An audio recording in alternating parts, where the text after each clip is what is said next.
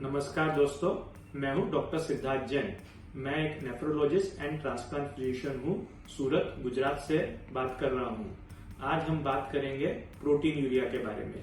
Protein urea यानी urine में abnormal quantity of protein leak होना। कोई भी नॉर्मल आदमी होता है, उसके यूरिन में नॉर्मली 30 मिलीग्राम जितना एल्ब्यूमिन नाम का प्रोटीन नॉर्मली जा सकता है। उसको सिवाय काफी अदर प्रोटीन्स होते हैं जो टोटल क्वांटिटी मिलाए तो 200 mg जितना जा सकता है।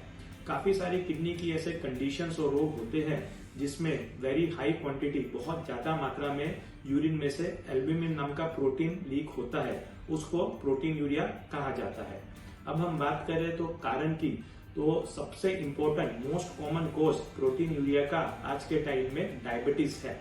डायबिटीज, मधुमेह एक ऐसी बीमारी है जो लंबे समय तक अगर अनकंट्रोल रहे तो उसका इफेक्ट किडनी के ऊपर पड़ता है।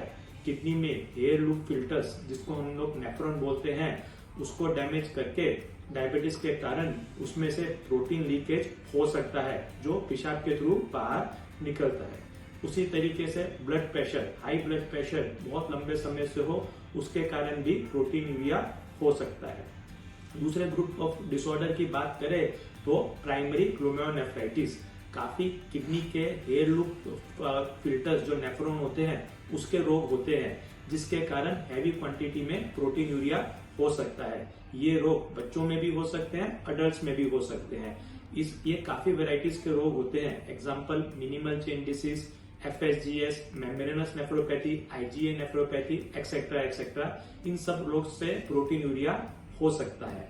अगर हम बात करें सिम्टम्स की, तो इनिशियल स्टेज में पेशेंट्स को ऐसा लगता है कि यूरिन में से झाग जा रहा है, फीन जा रहे हैं। आप फ्लश करते हो तो आपको झाग दिखते हैं। लेटर स्टेज में ऐसा होता है कि सुबह उठे तो आंखों के आजू बाजू सूजन, मुंह के आजू बाजू सूजन, और एडवांस स्टेज में पाँव में सूजन, पेट में सूजन, पूरे शरीर में सूजन, एक्सट्रीम वीकनेस, इन्फेक्शंस, पेट दर्द, भूख कम वगैरह हो सकता है। ये सब सिम्टम्स प्रोटीन यूरिया के हो सकते हैं।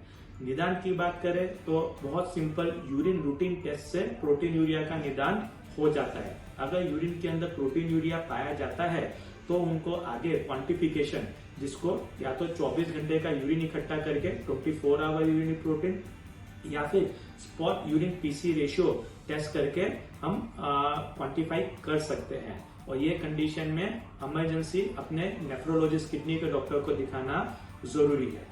अगर हम ट्रीटमेंट की बात करें तो ट्रीटमेंट कारण के ऊपर डिपेंड करता है।